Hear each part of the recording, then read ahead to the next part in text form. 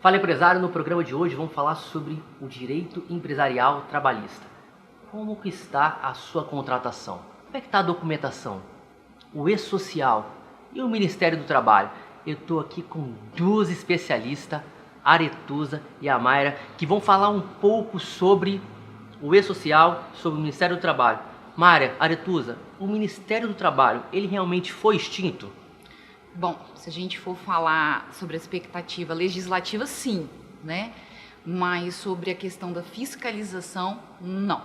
Que preocupação que o empresário tem que ter com esse tanto de informação que de certa forma fica confuso para quem não trabalha na área?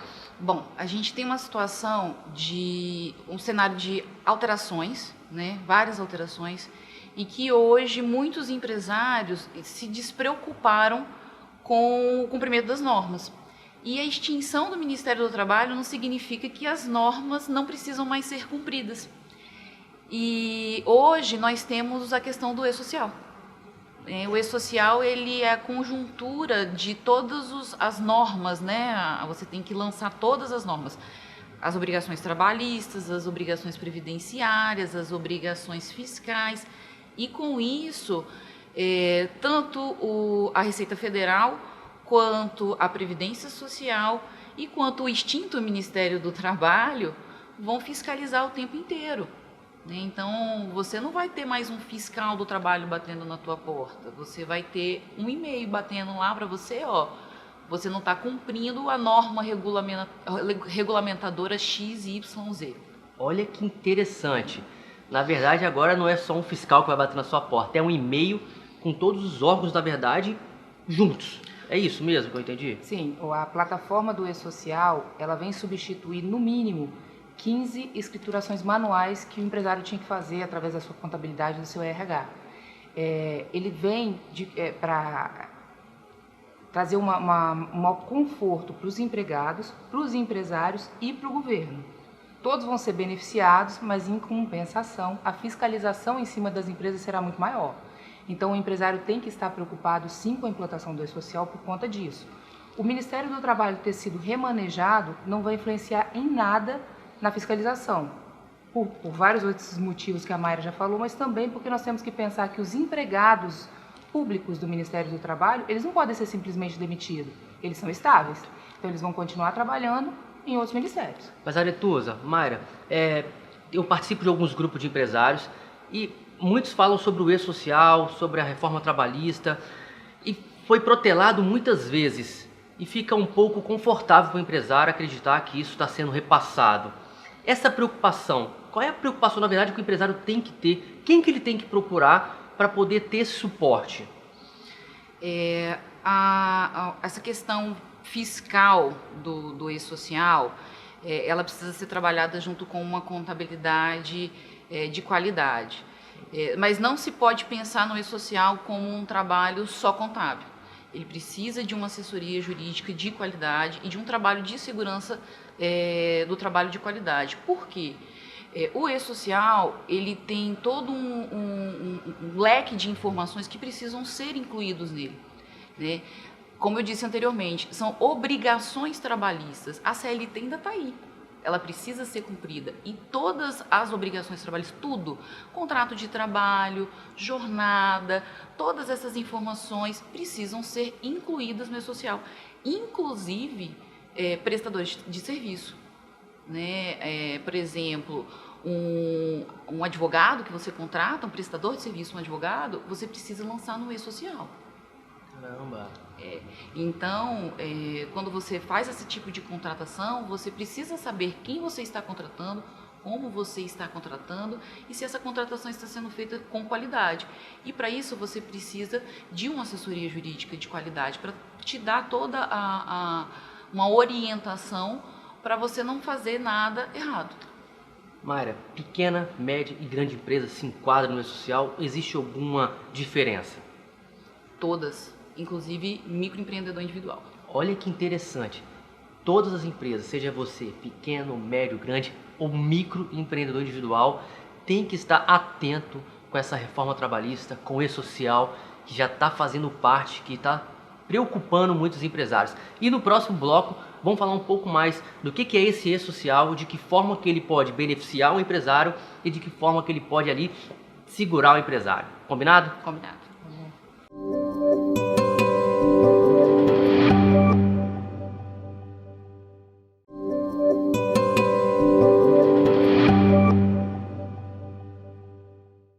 Nós falamos no bloco anterior que realmente o Ministério do Trabalho não foi extinto e que ele está aí e trabalhando firme e forte, não parou. Mayra, Aretusa, fala um pouco mais de quem é essa responsabilidade. É do contador? Quem é o responsável agora para poder fazer essa assessoria junto com o empresário da entrada do E-Social? Que preocupação que tem? Antes era de forma aleatória que os empresários eram notificados. De que forma é feito agora? Antes a fiscalização do Ministério do Trabalho era feita de forma aleatória ou por denúncia de algum trabalhador, ou do Ministério Público, ou mesmo da Justiça do Trabalho. Agora não, como a gente falou, vai ser uma fiscalização sistêmica, porque o empresário, apontando as informações da sua empresa no E-Social, tudo já vai lá constar no sistema do Ministério do Trabalho, do FGTS, do INSS, da Receita Federal. A responsabilidade é de quem? A nosso ver, a responsabilidade é do empresário, de fazer cumprir as normas de segurança e saúde do trabalhador, de contratação, da convenção da categoria. Quem vai apontar os dados no sistema é o contador. Então, de fato, quem hoje se próprio denuncia é o próprio empresário, de certa forma.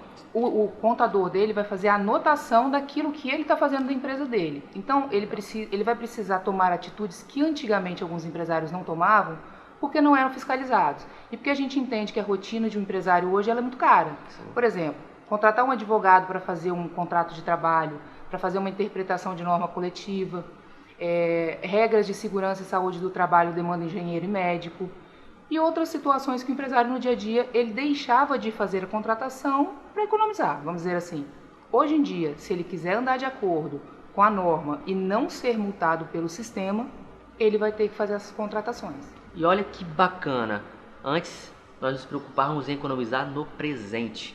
E agora, se você tem uma assessoria jurídica para poder te dar todo o suporte, você tem uma prevenção do que de fato pode acontecer no futuro. É isso que nós temos que ficar preocupados, certo? Certo. É muito importante que o empresário ele faça uma contratação correta, ele não fique empolgado com as novas formas de contratação que estão sendo divulgadas aí na televisão, nos bate-bocas de empresários por aí. Ele precisa de um especialista para falar se de fato a contratação que ele está fazendo está correta. Eu posso terceirizar? Eu posso contratar um autônomo? Como é que eu tenho que fazer? A jornada de trabalho está de acordo com a convenção coletiva? O meu contrato de experiência de 45 dias está correto? São vários detalhes que o empresário ele não tem condições sozinho de interpretar. Então, uma outra equipe que está sendo muito importante para a empresa é o seu administrativo, financeiro, qualificado, que tenha condições de o mínimo de conhecimento de departamento de pessoal para interagir com a contabilidade e com a assessoria jurídica. Então, para ficar bem transparente e bem claro para que todos possam entender, o E-Social está aí, agora não é de forma aleatória que você será notificado, a sua empresa está sendo totalmente monitorada pelo novo sistema que está sendo implementado, que vai funcionar, na verdade, ele já está funcionando, né? Só não está efetivamente lançado para que todos executem, é isso? Como é que eu explico um pouco mais? Na verdade, existe um cronograma, tá? Esse cronograma ele já está em funcionamento e agora só falta ser implementado para o governo federal.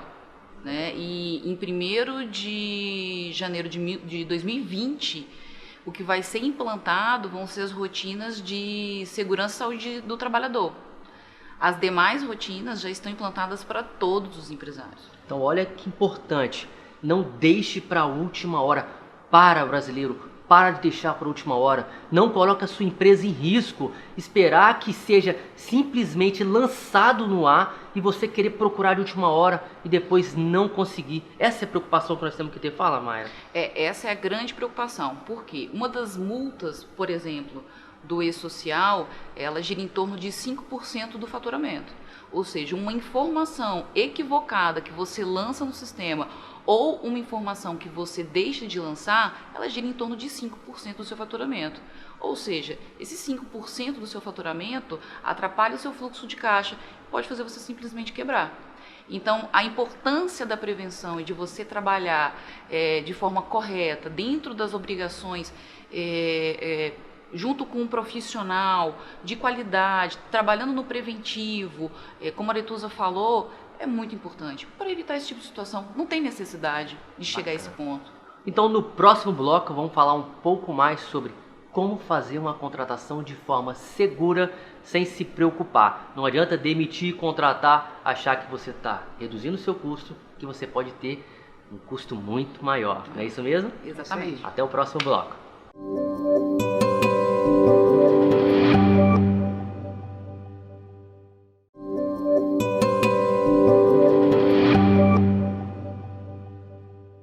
No bloco anterior nós falamos que não é mais de forma aleatória que você é notificado. E nesse bloco vamos falar as modalidades de contratação. De que forma você pode contratar que gere uma economia para a sua empresa. Podemos classificar dessa forma. E no próximo bloco vamos falar um pouco sobre a terceirização, que é o que muitas empresas estão fazendo e que forma você terceirizar com segurança. Meninas, quais são as modalidades de contratação? Antes da reforma, as modalidades de contratação mais admitidas era o trabalhador com carteira assinada, o trabalhador seletista e o prestador de serviço. A reforma trabalhista trouxe um leque de contratações diferenciadas, tanto de seletista quanto de prestador de serviço, que trouxeram uma inovação muito grande para o mercado, muitas dúvidas, e agora, depois de um pouco mais de um ano de reforma trabalhista, elas estão sendo estancadas para saber o que está certo e o que está errado. Hoje nós temos o trabalhador seletista, que sempre existiu, o prestador de serviço, que sempre existiu, o contrato de trabalho intermitente, o contrato de trabalho a tempo parcial, o autônomo dentro da empresa, a terceirização, Sim. mais alguma? Teletrabalho. E o teletrabalho. Na realidade, teletrabalho, contrato a tempo parcial sempre existiu, mas não eram divulgados. Então, a reforma trabalhista trouxe à tona esse tipo de contratação. Teletrabalho é o trabalhador com carteira assinada que trabalha dentro de casa. Ele tem um contrato de trabalho específico, algumas situações diferentes de um trabalhador normal, que ele não tem controle de jornada, ele tem um ponto de trabalho dentro de casa que ele faz o seu serviço e algumas atividades corriqueiras que ele segue as da empresa, mas em geral ele tem um trabalho livre. O contrato de trabalho a tempo parcial também é um trabalhador com carteira assinada, mas que por ele trabalhar menos horas durante a semana, ele tem o salário reduzido. Perfeito. A terceirização, nós vamos falar no bloco seguinte, mas é você terceirizar a produção da empresa para uma empresa prestadora de serviço. O contrato de trabalho intermitente é um trabalhador que você mantém dentro da empresa, mas você só chama ele para trabalhar quando você tem demanda. E existem várias características desse contrato que é bem polêmico, que você pode manter um trabalhador dentro da sua empresa o ano inteiro e chamar ele poucos dias para trabalhar. E tem o trabalhador autônomo. Autônomo. Foi uma dos tipos de contratação mais criticados com a reforma. Essa contratação, sim, veio com a reforma. É um trabalhador autônomo que exclusivamente trabalharia dentro da empresa. Sim. Ele teria praticamente todos os requisitos de um vínculo de emprego, mas ele seria um autônomo. Sim. Ia ter uma empresa, emitir uma nota fiscal ou um RPA. E isso foi objeto de polêmica. O Ministério do Trabalho, em conjunto com o Ministério Público do Trabalho, eles editaram uma portaria para delimitar alguns requisitos para esse tipo de contratação. Então não é só contratar, chegar e quero escolher a modalidade, eu vou contratar e pronto. Não, porque na realidade o que ocorreu foi isso. Com a reforma trabalhista, várias pessoas demitiram empregados seletistas e recontrataram como autônomo. Está errado, não podia acontecer.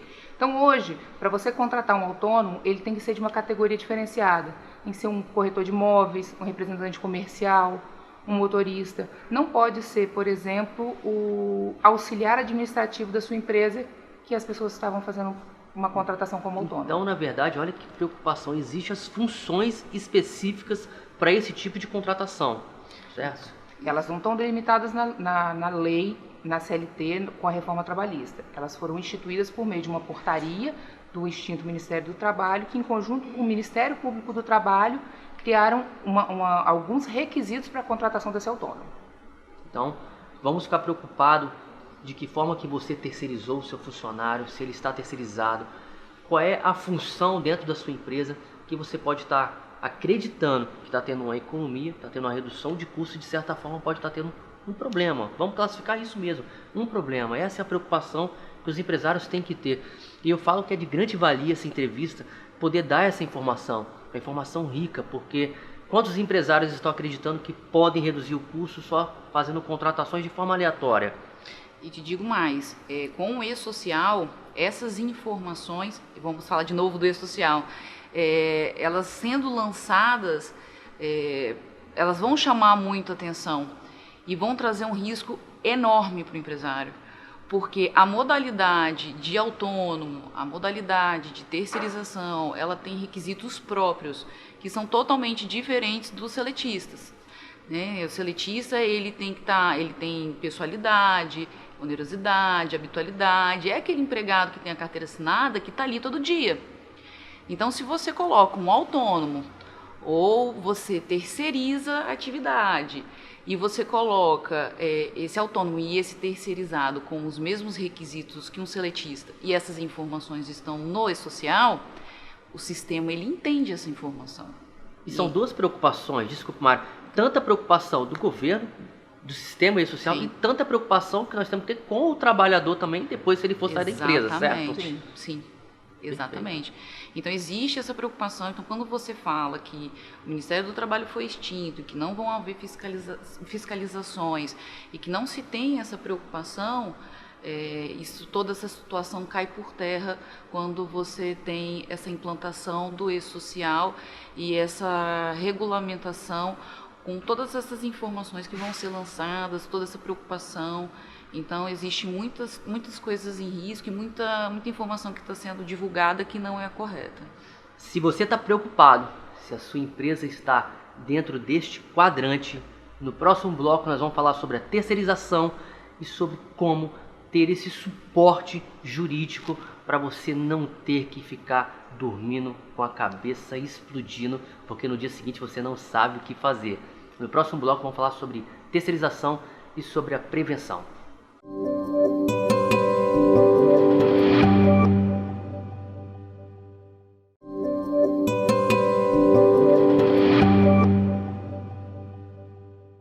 E agora vamos falar um pouco sobre a reforma trabalhista. Nós falamos no bloco anterior sobre as modalidades de contratação. Se você se enquadrou em alguma delas, não fique preocupado que também nesse bloco nós vamos falar como poder prevenir ou como fazer uma assessoria em processo, já em curso. Não se preocupe. Reforma trabalhista. Qual é a maior preocupação? Qual é o maior cuidado que o empresário tem que ter? E qual é o maior erro que eles têm cometido depois que entrou o e-social? Terceirização. A terceirização ela vem evoluindo já há algum tempo.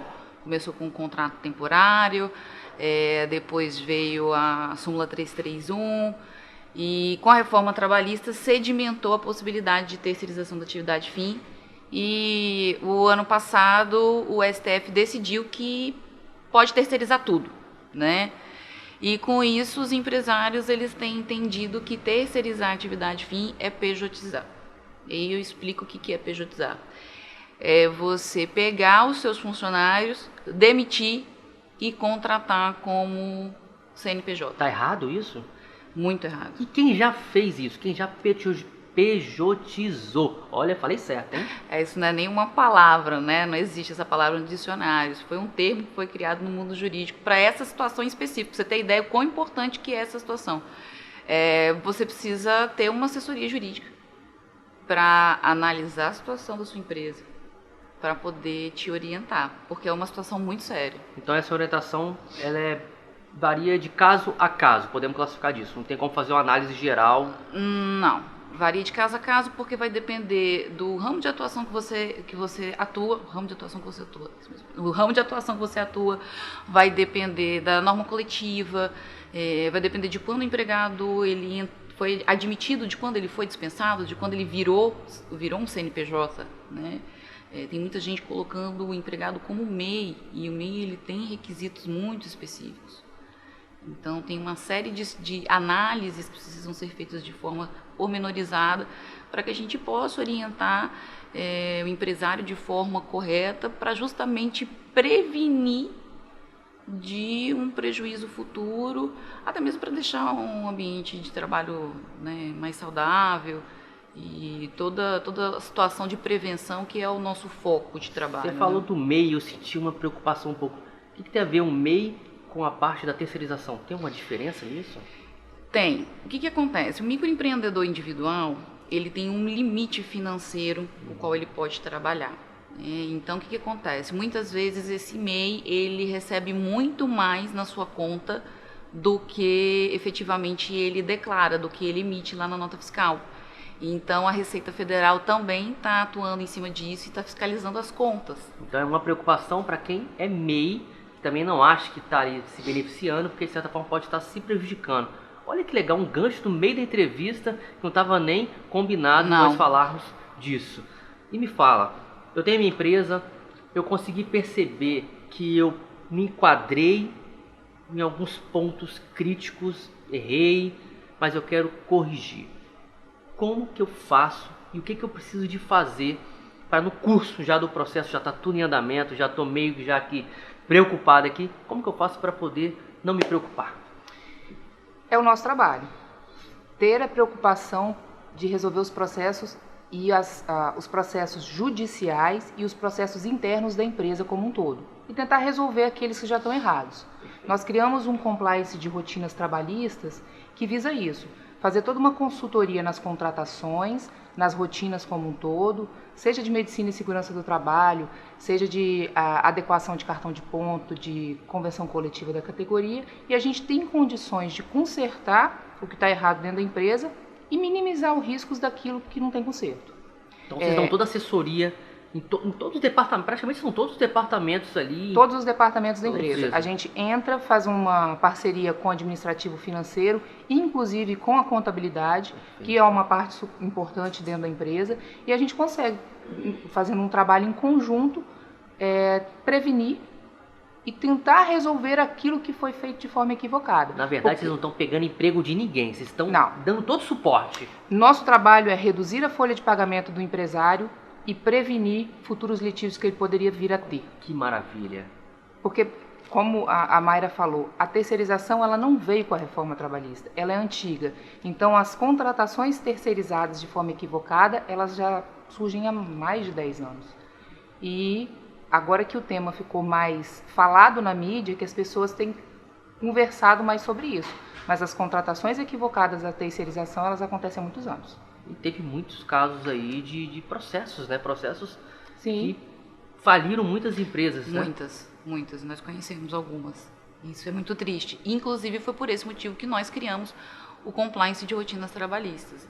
E nós temos, inclusive, um case de sucesso nesse sentido, de que uma vez aplicado, nós conseguimos reduzir o custo da folha da empresa, porque ela começou a fazer aplicar efetivamente, custos na questão da previdência, custo na forma de contratação efetivamente, porque a gente orientava, vamos contratar um contrato a tempo parcial dentro dessa atividade aqui, porque você não tem necessidade de um empregado o dia inteiro aqui. Ou vamos, nessa atividade aqui, o correto seria, de repente, você contratar uma empresa para terceirizar, como, por exemplo, na atividade de limpeza. Né? Existem empresas especializadas. Então, esse tipo de orientação que a gente faz. E o empresário, ele tem que tocar o negócio dele. Esse tipo de coisa, quem tem que fazer somos nós. O empresário não tem que estar preocupado com isso. E é muito importante você procurar um especialista. Eu sempre friso isso em todas as entrevistas que eu faço.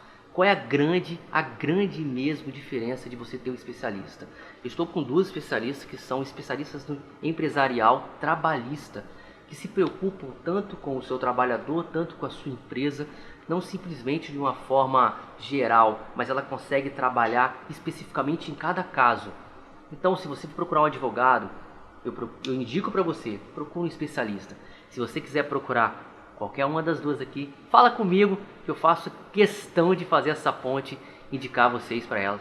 Meninas, vou falar meninas no final, porque já estamos bem familiarizados aqui. Agradeço muito essa entrevista. Eu acho que foi uma entrevista rica, com muito conteúdo, com muita informação, que sem dúvida, se o empresário que está ali daquele lado, olhando aquela câmera, vendo essa entrevista, olhando a câmera não, vendo a entrevista, vendo a gente aqui na frente da câmera, eles vão poder saber que eles têm um suporte e não vão precisar de ficar mais preocupados, porque eles sabem que existem profissionais especializados que podem resolver o caso. Eu agradeço. Nós que agradecemos. Nós agradecemos.